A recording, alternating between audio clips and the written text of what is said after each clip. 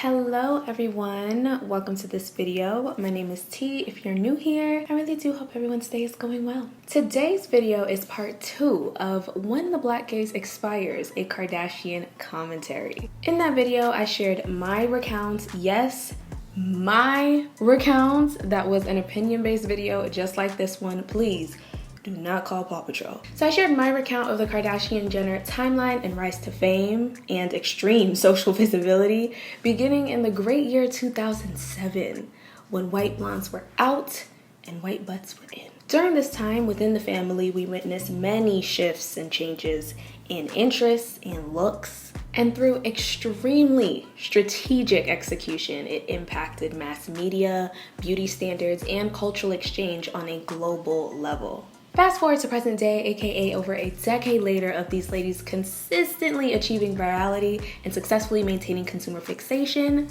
According to Women's Health Mag and CelebrityNetWorth.com, the Kardashian-Jenner sisters have a combined estimated net worth of over $2.7 billion.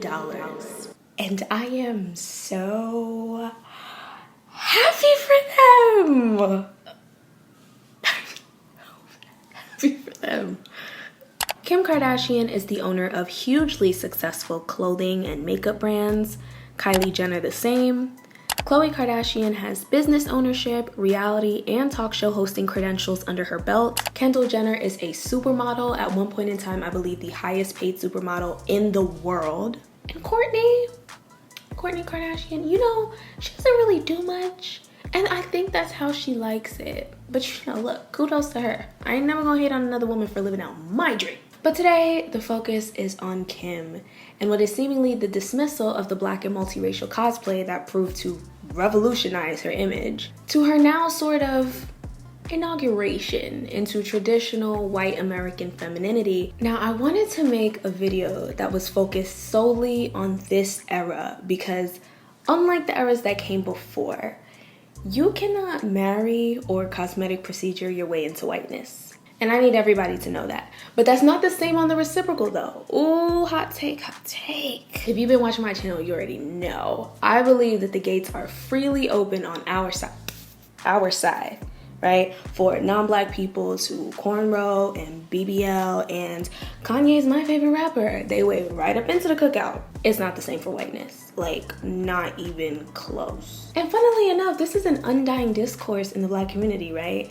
That you can't master's degree, you can't PhD, you can't respectability politic, you can't even extreme wealth your way into whiteness.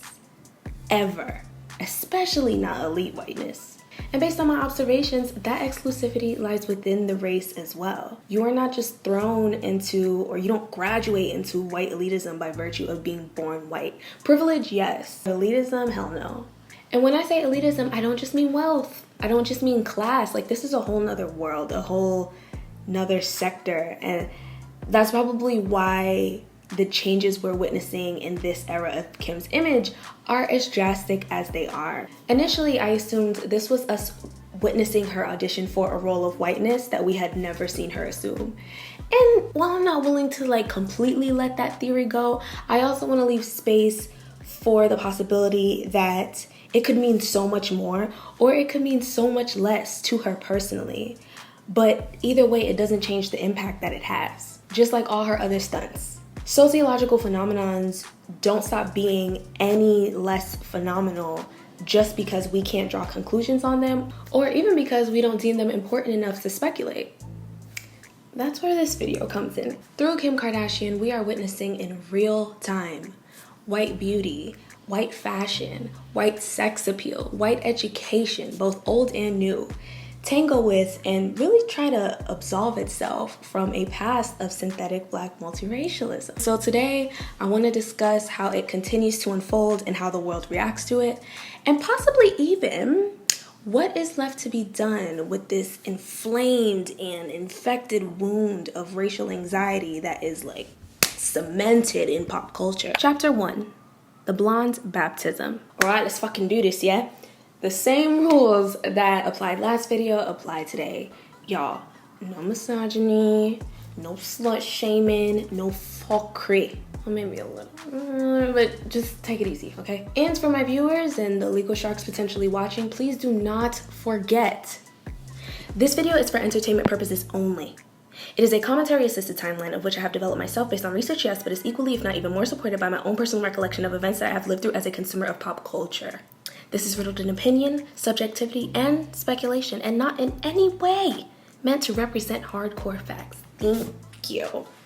A huge voice in the formulation of this video was MJ Corey's, writer and creator of Kardashian Colloquium, whose work deconstructs the Kardashian family through postmodern and media theory frameworks. We will hear from her in a second, but as she would put it, the name of the Kardashian game is change. No, literally. Before this video could even go up, Kim ditched the blonde hair and went back to dark hair.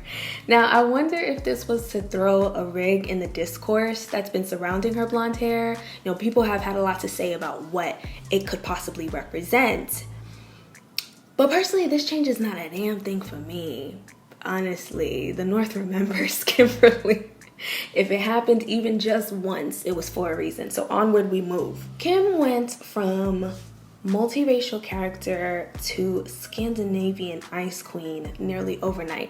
Now, my theory was always, this woman wants to return to whiteness, right? She's abandoned it for so long. At some point, she gotta come back. But then I spoke with MJ and I realized, almost, but not quite. Let me be clear. To me, Kim Kardashian is white. She is foundationally, fundamentally white. And I gotta be real stiff in me saying that, because a recurring comment I saw in part 1 was, Kim K's not white, she's Armenian. Like the same way Ariana Grande's not white, she's Italian. Or wait, no, my favorite.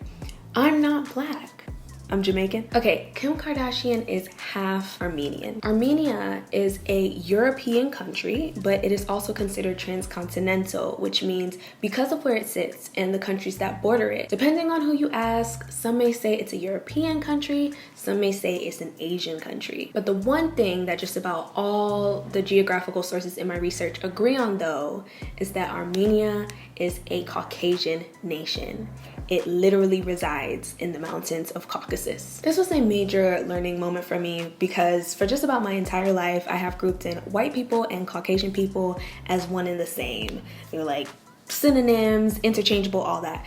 But that couldn't be any more wrong. Aside from it being inaccurate and rooted in white supremacy, it also inadvertently reinforces it as it erases the genetic and ethnic truth of people of the Caucasus region. It's also a rather outdated term that scholars say we really shouldn't use, because if race is constructed not just on physical appearance, but also ancestry, history, social perception, to say that everyone in that group is white or even the other way around, it's just not adding up. So people of the Caucasus region can be white, but not all white people are from the Caucasus region. And that is the best I got for you. So that's about all I have to say regarding Kim's Armenian heritage, which comes from her late father, Robert. Her mother, Kris Jenner, however, is white. And no other part of Kim, Kourtney, or Khloe's background supersedes that. If anything, based on what I've seen, their rather distant Armenian heritage is only used by this woman to further exotify themselves, whereas whiteness has been a cloak, a sanctuary, a systemic power. Kim's socialized ambiguity, though, could have possibly played a role into why, as white as she is, this image of whiteness seems to be new territory for her. People were saying Kim Kardashian is white again. Kim Kardashian has never looked like this before. And she's had this year that's been like the year of Kim, like Kim Kardashian domination. I almost felt like she was coming as she was just knocking out stuff like Baby Bar, SNL, viral Pete Davidson moment, Balenciaga, all of that. It was like, why not come back for the look that I was gatekept from when I hit the scene? Because there were a lot of, you know, as I talked about it, you know what I mean? It was just like another like, and I'm going to get you here too, like Paris Hilton. You know, I don't know. I just kind of had that feeling it was part of her winning year. Yeah. Oh, that is so good. That was the original title that I chose before I went with the title that's up now. Like, Kim K wants to be white again. And like, she never was. And so it's like she's introducing herself as the white woman she was never allowed to be. Exactly. Why do you think Kim was ever shut out from that imagery and that, I guess, that class? For a few reasons. I think that she was ethnically ambiguous, vaguely Middle Eastern girl in a landscape that was very stringently white, heteronormative, very, very thin spo. She was situated as new money compared to Paris Hilton's old money, so there was a class element to it. It was really homogenous back then. I mean, I remember I'm 33 next month, so that was tabloid. That was the tabloids. It was harsh, and like there was really one way to be, and it was cool back then to be rich and bratty about it. Like, and you can see in early Keeping Up with the Kardashians, Kim kind of borrowing those scripts and like trying to appropriate them as hers. There's the episode where she like throws Kris Jenner's cell phone off of like a ledge at some like lodge that they're at, and she's like, it's what she deserves, like in her Paris Hilton voice. So you can see them like trying to use those scripts that were working for the more elite celebrity figures at the time, and then they kind of, once they actualized a bit more, they started to kind of rewrite the script into more of like a hustle culture, American dream type bootstrap story, which is problematic in its own way, but it was a move away from something that was really idealized back then. Make no mistake, the Kardashians were born with quite a lot of privilege and access, but how they were situated in this performative space was just different. People, were making memes about her looking like Jafar from Aladdin, and they were making memes about her being Paris Hilton's maid. So there was some interesting cultural anxiety that like surrounded Kim that didn't surround Paris as like a more normative figure. And I think that ended up serving Kim more because she had a better starting place to show transformation. And at the end of the day, as audiences, we're captivated by depictions of transformation. And I think it's evolutionary and psychological. And there's a lot of like market analysis we can do of that, the power of the underdog. And now, ironically, here she is calling herself an underdog. And there was truth to that narrative for a long time, but now she's a member of the elite. So I guess enter this new phase of a very, very inescapable, unmistakable aesthetic of whiteness. The blonde hair is sending me, or it was sending me. It looks good. Like, don't get me wrong. With a face like that, you can really pull off anything. It looks good. But because her dark features have been such a staple in her look, in her branding, whatever reason she's disassociating with it for, it must be a good one. It has to be a good one. Blonde hair represents so much more than just the hair color. According to the book, The Color Complex, The Politics of Skin Color in a New Millennium by Kathy Russell, Mitch Wilson, PhD, and Ronald Hall, the percentage of naturally blonde Americans is extremely low, dropping from 25% in 1980 to 16% in 2003 to 4% by the time of this book's publication in 2013. So it could actually be lower by the time you're watching this video. So less than 5% of Americans are naturally blonde, and that's across gender, so we can presume that it's even lower for women. Yet, hella American women have blonde hair. It is estimated that 1 in 3 adult women have dyed their hair blonde in their lifetime. Estimated that 35% of female US senators are blonde, and 48% of female CEOs of S&P 500 companies, such as Hershey's and CVS Pharmacy, have blonde hair. Those are some hefty numbers to be coming all the way from 5%. Also, blonde is a hair color we see recurring in fairy tale princesses, Barbie dolls, Playboy Mansion, all of that. What I'm getting at is, whether natural or dyed, blonde hair in white women is a thing. And no, the irony is not lost on me. Do you see the contrast here? Yes. Go ahead and get right up into it, because I'm loving it. Couldn't really get the lace all the way together. It do look good without the lace. Matter of fact, hold on, because for real though, you see what I'm talking about? Do you see what I mean? Hold on. Give it a second. Give it a moment. Because she is that, just that, the moment. Maybe should I for the rest of the video? I'm gonna do it. Like I said, I was too lazy to do what needed to be done with the lace. Leave my wig alone, okay? Cuss me if need be, but leave her out of this. Anyway, what was I saying? Blonde hair, right? It clearly has major economic currency and is very visible in positions of power, respect, and adoration. Now, on the not so nice stereotypical side, which kind of leads into desirability a bit. Blonde hair has historically been associated with bimbos. A bimbo is defined by Urban Dictionary as an attractive but empty-headed young woman, especially one perceived as a willing sex object. Damn!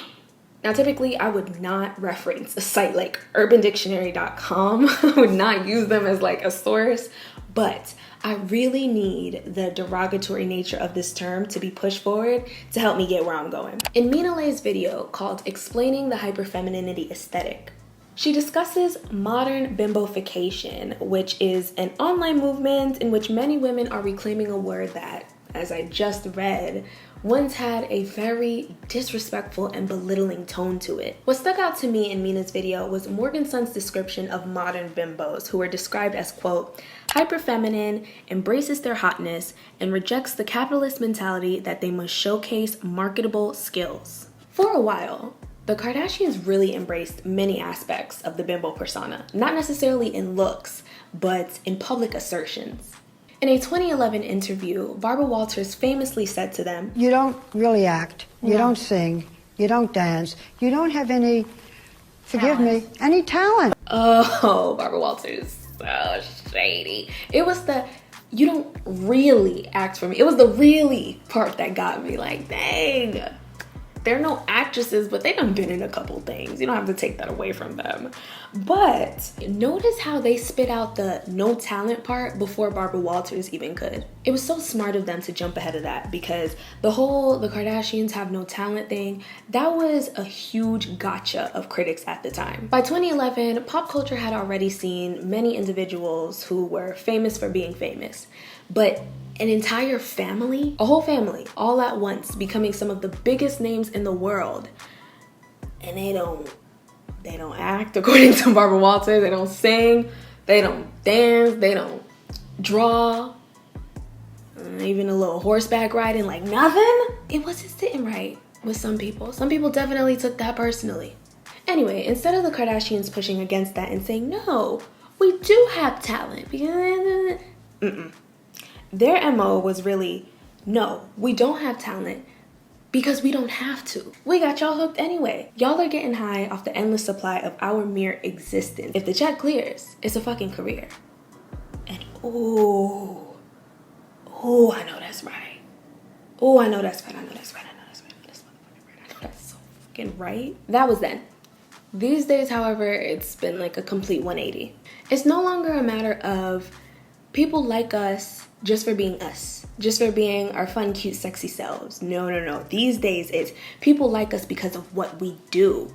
We run businesses. We curate change. We work hard. Oh my God. If there is nothing else that you take from Kim Kardashian over these past couple of months, know that she works fucking hard. I have the best advice for women in business. Get your fucking ass up and work. It seems like nobody wants to work these days. That's so true. You have to surround yourself with people that want to work. No toxic work environments, and show up. I think that you are promoting unattainable standards of beauty in any way. No, I don't. Because I think we get up, we do the work. Maybe if you had a business that you were passionate about, then you would know what it takes to run a business, but you don't. So don't even act like you know what I'm talking about. This hard worker narrative is too much. Like, damn. Kimberly Drill Sergeant Kardashian. Fact. Now, when this hustle culture girl boss work propaganda is being shoved down my throat by Kim, all I hear is, I'm successful because I do what y'all bitches won't. I have this body y'all want. This body that y'all are having doctors cut open because I wake up early and I put in the work. You can say I created unrealistic beauty standards all you want, but I wake up early and I put in the work. Do you?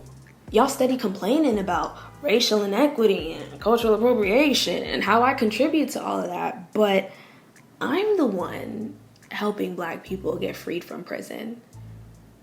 What are you doing? Kim Foster described this as clawing at legitimacy, right? Kim Kardashian is making all of these public assertions to really push forward the narrative that she has marketable skills. And I should probably put more emphasis on the skills part than the marketable part, because if there's one thing she knows how to do is to market anything. She's great at that. But she no longer has to rely on her sex appeal to get her in the door. That's really just the cherry on top, for real.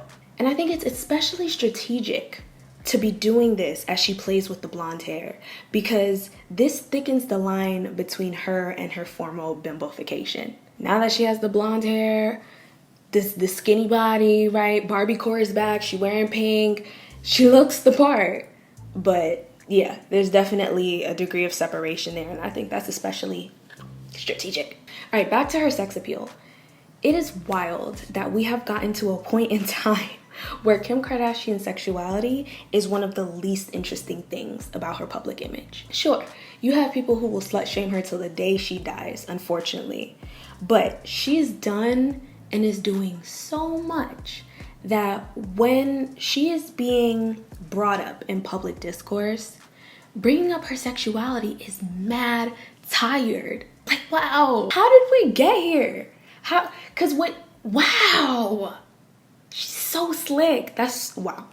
It looks like these days, her overt sex appeal is being positioned as something that was a part of her past and something that she's not ashamed of, which, by the way, everybody knows that the tape is what put everybody on. It put the whole family on. I don't think a singular person in that family regrets that happened. Yet and still, even for years after it happened, there was always this tone of apology, especially from Kim and her mom, anytime it was brought up. Which always struck me as strange, even as an impressionable 12-year-old watching Keeping Up with the Kardashians. I would always be like, girl, it's all right. You don't have to apologize now one more time. It is what it is. Here the fuck we are. So to go from that to now having an attitude of, you know what? Yes, I did this thing. And yeah, it may have been a little bit embarrassing, but I am not ashamed of myself. Y'all not gonna keep holding this over my head. That much I love for her. Regardless, her sex appeal being positioned as something that was a conspicuous part of her rise to fame, but is no longer the nucleus of her current image, it makes sense. Honestly, it all seems like a very natural progression as a woman, but especially as a woman in the public eye. Like the super sexed up image, it tends to slow down for women in the public eye as they get older, get married, have kids, etc. With the exception of Beyonce. Yeah. Every year, it's like she just knocks it up a couple notches. Just on a different thing. But yes, back to Kim. It is not her age alone that has matured her out of this. It is not marriage alone, motherhood. Because dare we forget that too much of Kim's sex appeal was rooted in the fragmentation of the Black female body. I'm never gonna forget that part. So there's a different formula that she specifically has to follow to phase out of that. Chapter 2, Racial Agitation in American Icon Making. Honey, I think I changed my mind. Oh no. Hold on. I think I'm gonna do a little wrap around. Because I did not graduate with honors from Arnell University to have my lace looking like that. No. Okay. Let us further the discussion on Kim's appearance. Her face is her face. Gorgeous face and still traditionally white face, or still centrally white face, I should say. So not much has changed there. That body though, that Fashion Nova model BBL body though, it's gone. Like it disappeared so fast. I had to go back and double check and make sure it was ever really there in the first place. Voila, magic. And truthfully, that's probably what sparked all this conversation to begin with. You know, people have been talking about Kim's gradual entry into traditional whiteness for like a couple months now. And I think what really put this conversation into motion was the alleged BBL reversal. My initial speculation in part 1 was that Kim was running from the aesthetic that erased her exclusivity. You know, the Kim K face, the BBL body, Everybody has it now, so of course she didn't want to keep it. If Kim truly felt threatened by other people wanting to look like her, her look would have not matured into an iconic league. She found her staple, she found her signature look, and she stuck with it. Even as it started to become homogenized, you better believe, or at least I do, that she wanted it this way. I have a theory that Kim has turned away from the BBL, Black multiracial cosplay, because that imagery has lost its exclusivity and has grown pretty typical and ordinary. How do you feel about that? I love that theory, and I want to validate it and like complicate it a little bit. The short answer is I think both things are true at once. There was the Instagram era where Kim was doing this multiracial cosplay. There was a big story in the New Yorker called The Age of Instagram Face, written by Gia Tolentino, and it was about how Kim Kardashian's face, and we also see this with her body, was an amalgamation of different sort of kind of like a centralized views of different racial features. And there was a globalized impact in this. We were in the age of the internet, of Instagram, where people were connecting like worldwide. And so I actually think that there was a market agenda with this. Like Kim could hit on different demographics, and it streamlined a certain like homogenous amalgamation. It's very postmodern. And when this started to happen, when a certain like Kim Kardashian homogeny populated the grids, she didn't move away from it for a long time. She really benefited. Do you think that there was some sort of I guess relatability market? Yes, I do. And I think it's a relatability ploy. It's because if the most amount of people that can see themselves in her, or see themselves in her when they don't want to, and they're like, I didn't consent to this. This is a construction. This is my reality, and this is a construction on you. It still reflects like a lot of experiences and images and aesthetics. So there's the relatability piece. There's also literally the impact of social media platforms, the way that they shape how we think, how we perceive information, like these grids, these algorithms, these constructs that we engage with. There's something very grid friendly about how the Kim Kardashian face appeared during the peak Instagram era. Like that makeup, that filler face, it worked for the grids, which is why, I mean, we can kind of digress into this potentially, but TikTok is a different kind of challenge for the Kardashians. So I wanted to share this quote from this book, Discover Postmodernism. Processes of modernization can be seen in most walks of life, from medicine to town planning to education to telecommunications. It is, of course, an endless process. No sooner is an innovation put into service than it is modified or replaced by a newer, better model. Hence, styles in clothes and kitchens will always be going out of fashion. Washing powders will forever be new and improved, and employers will always find ever better ways of streamlining their workforce.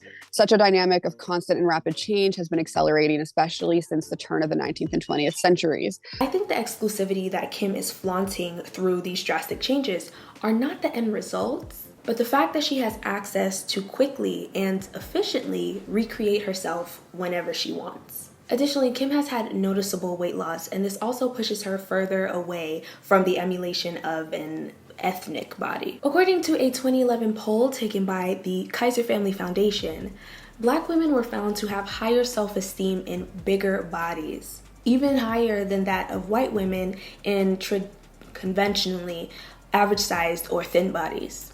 Again, that poll was taken over 10 years ago, so take that with a grain of salt. But even just observing the world around us, the Black male gaze has and continues to prop up thickness.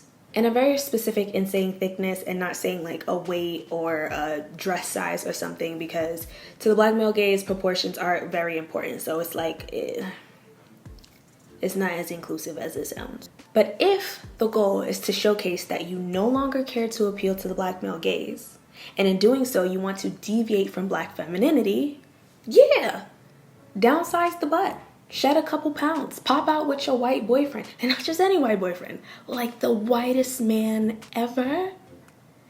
And there you go. Boom. Again, it's not so easy on the reciprocal. Black women and women of color, we don't just get to shed a couple pounds or partner outside of our race and that's it. But in Kim's case, it works a little bit different.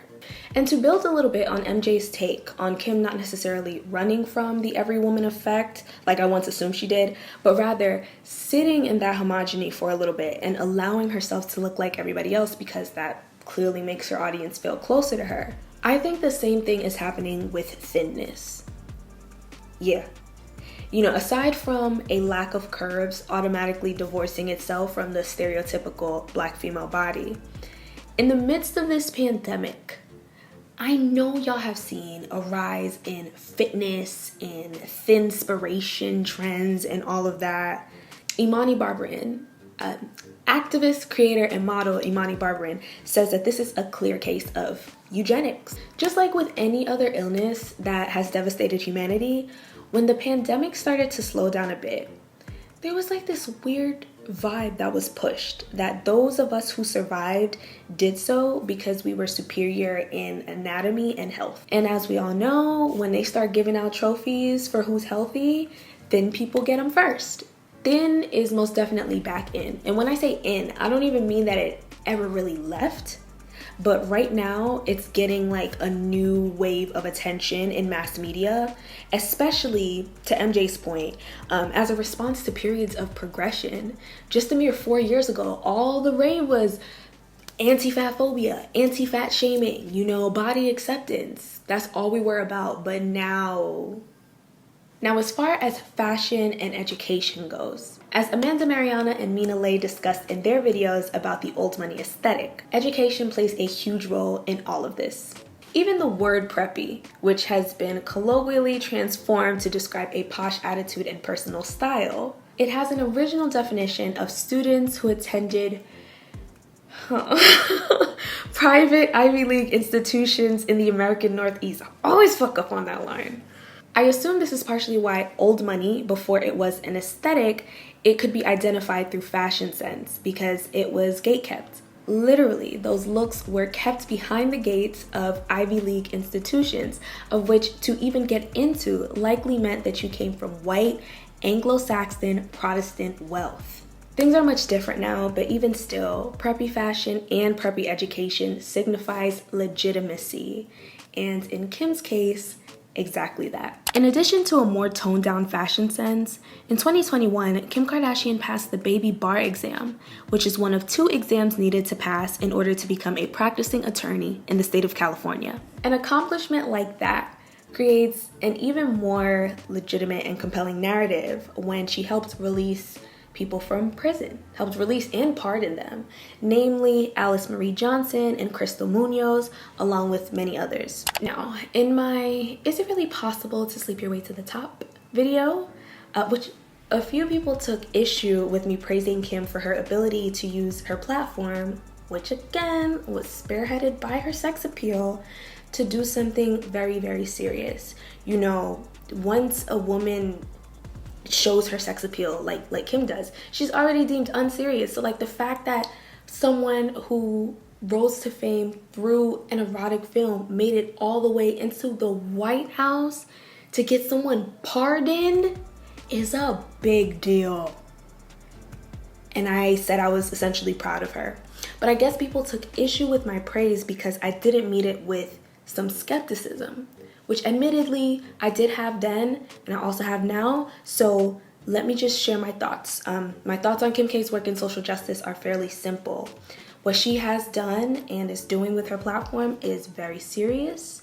It's very helpful, but it does not exist in a vacuum. Now that we're talking about transformations, I'm really excited to hear your thoughts on this next one. Kim is now doing the politics game, right? Her visibility in politics has shot through the roof.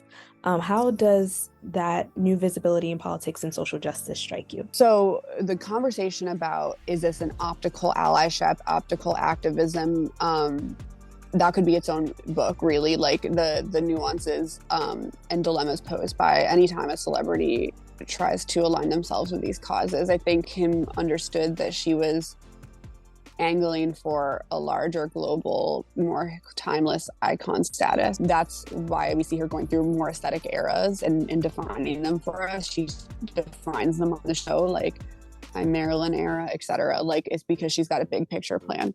And that also includes activism. Like, every great female icon had a charity, had a cause. She's rolling up her sleeves and going at it in a more hardcore way, like this whole law school narrative, which we haven't heard about for a while, but we will hear about again. I'm sure it all cycles through. It situates her well to be doing this kind of activism for so many reasons, because there's like a fan service element to it. I was noticing on social media, when we hear a new story of someone who's wrongfully incarcerated, there's like comments saying someone called Kim K. So it's a really easy branding thing too, whether that's the agenda, it's certainly the impact. It then incites conversations, certainly among progressive circles, of, is it really helping? What's the spirit of what she's doing? And then even that feeds a parasocial instinct. There's a lot of ways Kim could have taken it. She could have gone the Lady Gaga Born This Way, like LGBT stuff. Like, why is the cause she picked getting mostly Black men out of prison?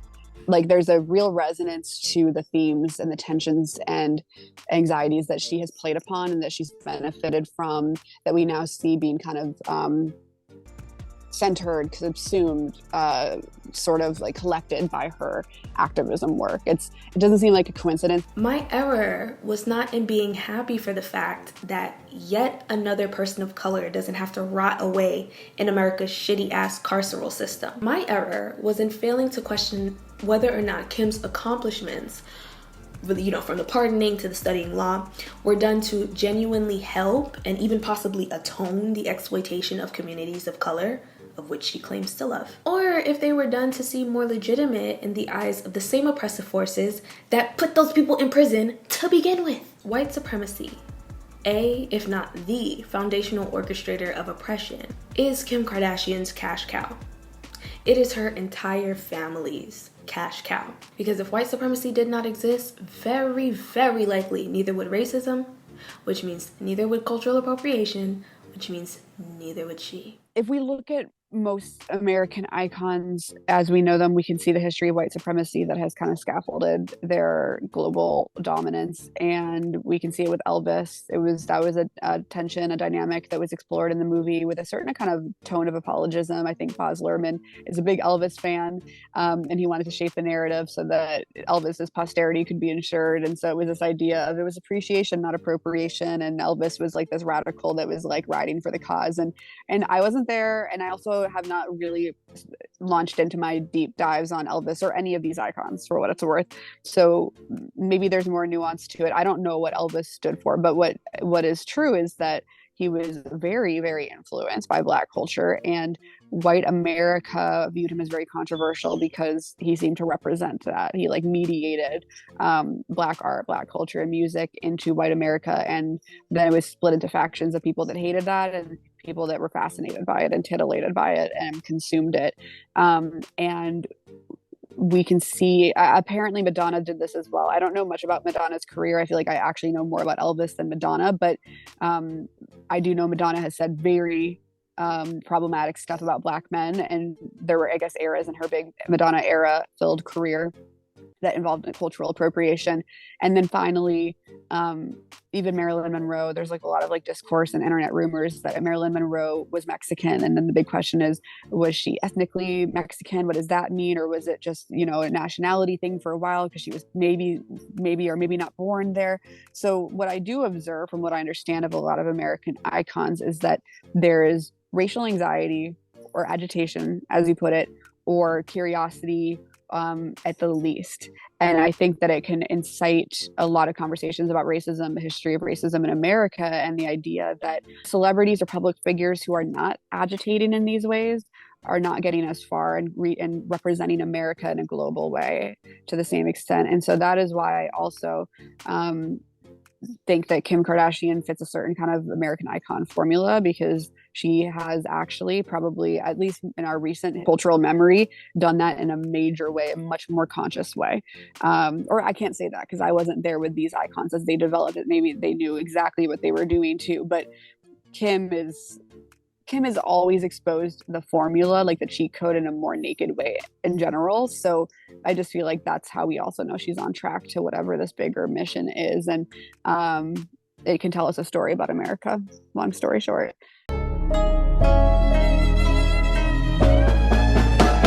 Cultural appropriation. It has such a sour taste in my mouth because it's a real thing. It's a real harmful thing, but it's also a very outrageous thing. Outrageous in practice and in people's reactions, which makes it exploitable. So like you see the back and forth here. Cultural appropriation is exploitation, but then you can also exploit people's reactions to it because when it happens, everybody got something to say. So now we're just stuck in this cyclone of trying to identify who actually sees the harm in it and wants to share that, and who is just chasing some clout. And then that puts the whole thing at a greater risk to be written off as imaginary. And it's not. This mirrors a lot of the frustration I'm met with when I'm discussing things like colorism and texturism. Cultural appropriation is a microcosm of racism.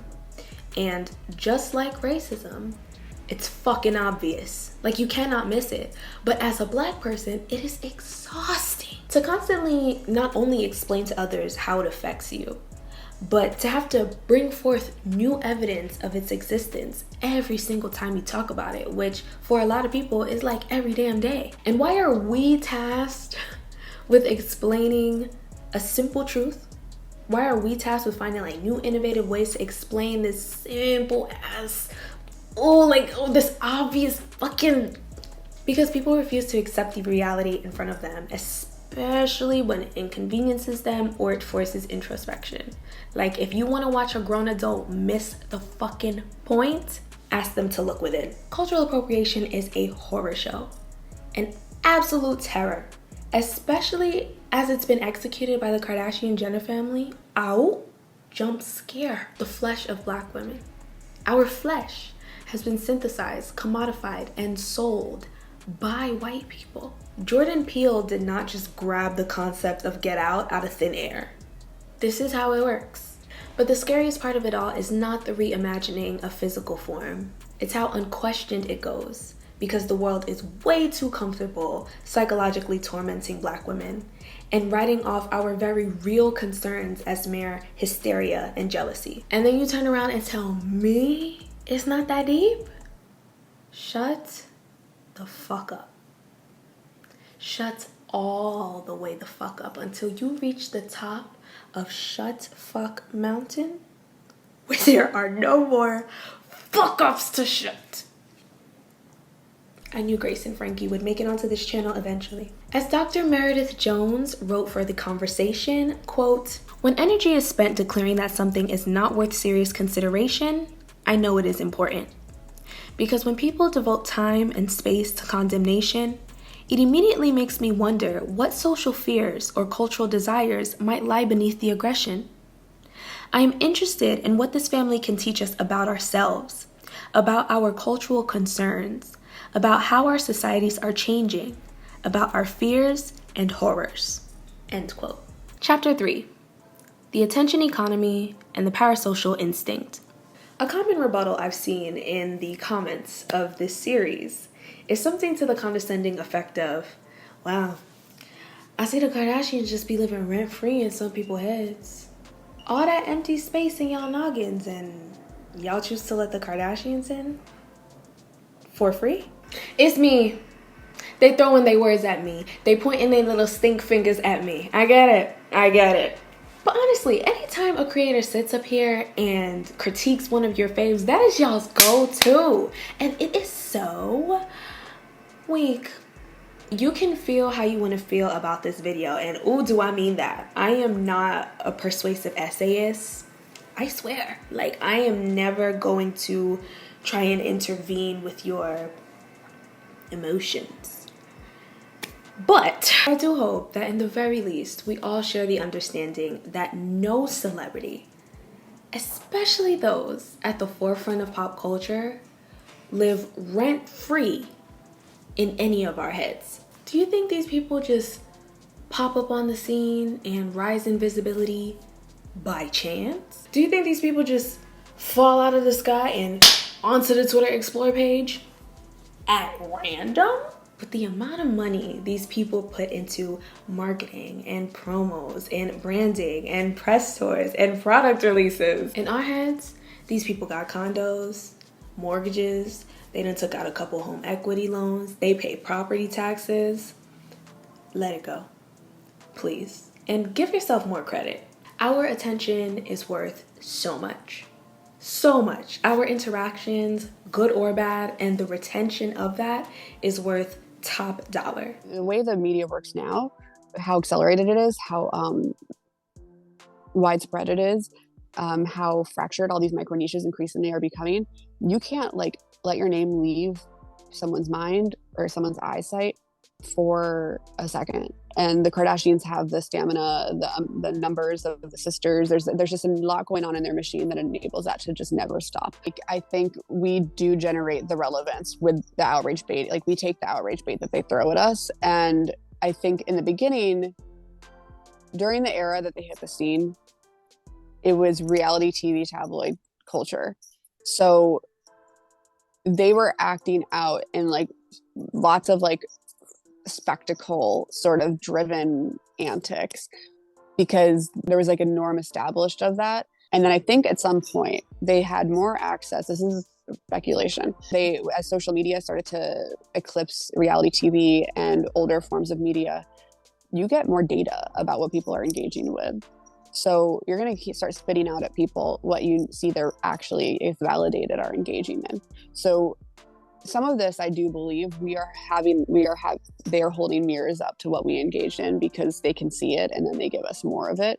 And I think we can really attribute that to more of their success than anyone's really talking about. Like, some of this has got to be more concrete and like less speculative than we feel as consumers just trying to figure out how they got their power. I think they know in a lot of ways with real numbers. Mm-hmm. The fact is, we are in an attention economy. So it doesn't matter if it's positive or negative attention. That all press is good press adage, which people bring up a lot when we talk about the Kardashians, feels very true.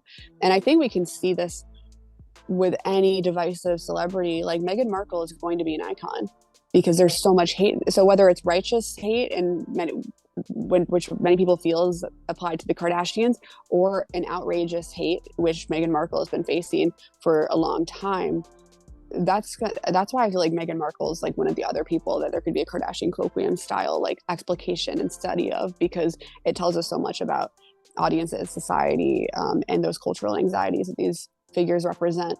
So the fact is, hate creates visibility. In fact, it may be even more captivating than love or adoration. Like, older forms of celebrity, like in the old Hollywood studio system, there was a lot of love and like it was glamorous and there was a lot of distance between celebrities and the audiences.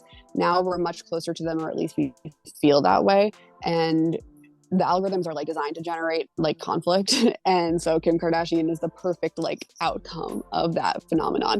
At the same time, they did reach a point where, because they got clicks, because of that engagement that they stimulated, legacy media and more entrenched institutional forms of media now give them press and give them spaces. The fact that the Met really unrolled the red carpet for Kim with her Marilyn Monroe cosplay, like she had a special dressing room to get dressed on the carpet to do the thing. Like, they aren't going to do that for just anyone. They felt they needed her.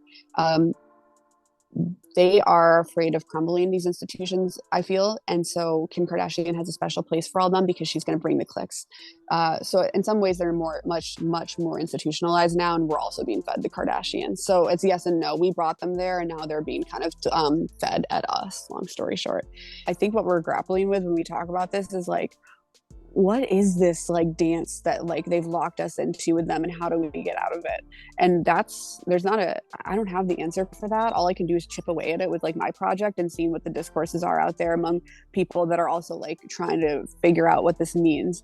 And I think we're going to understand what it all was, this crazy reign they had over media for a time, with distance and time looking back. But it's like this weird like synergy where they see what we value and then they kind of spit it back at us, And then that does shape cultural values, whether it's something that we're like, our cultural value is, I don't accept that, or I want to have that. It's a cyclical thing again. That might be the name of the game of this convo, honestly. So what do we do with this? What do we, especially as Black women, do after we witness over a decade of people wearing our skin as costumes, using it for an obvious come up, an obvious prop in their story of life, and then throwing it away when it no longer conveniences them? What do? We talk about it. We talk about it while it's happening and in retrospect. My condolences if you thought this video would end in solution.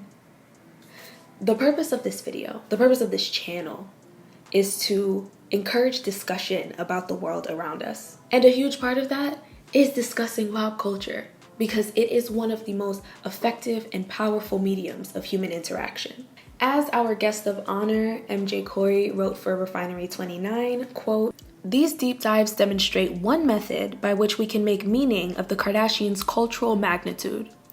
A prompt for deeper inquiry about topics that ultimately transcend the Kardashians as people and instead position them as representations of the complexity of racial mutability in America, the entrenched tradition of white consumption of Black culture, and the wave of social media perpetuated performative activism that we're all increasingly grappling with. And that seemingly silly content analysis, when done well, it can offer insight into the power of narrative, which we tend to take for granted, despite the fact that narrative is a driving force behind all publicity and politics." My focal point in this video is obviously race-based, MJ's more observation-based, a little bit more phenomenology. For someone else, it might be understanding cultural appropriation's massive role in American icon making. And then for someone else, it might be understanding traditional white American femininity's timeless power. No matter what it is, in discording these things, we see the same sociological systems that are academically studied bleed into this. When we talk about this stuff, we're talking about humanity. We're talking about history. It's all connected. Thank you all so much for watching this video, especially if you made it all the way to the very end. If you did make it to the end, be sure to check out Scentbird, the sponsor of the earlier portion. Again, that's code TNOIR for 55% off your first month. Very special thanks to my guest MJ, who, aside from the very engaging conversation, many of her points inspired the titles of my chapters. So she was obviously a major voice in the making of this video.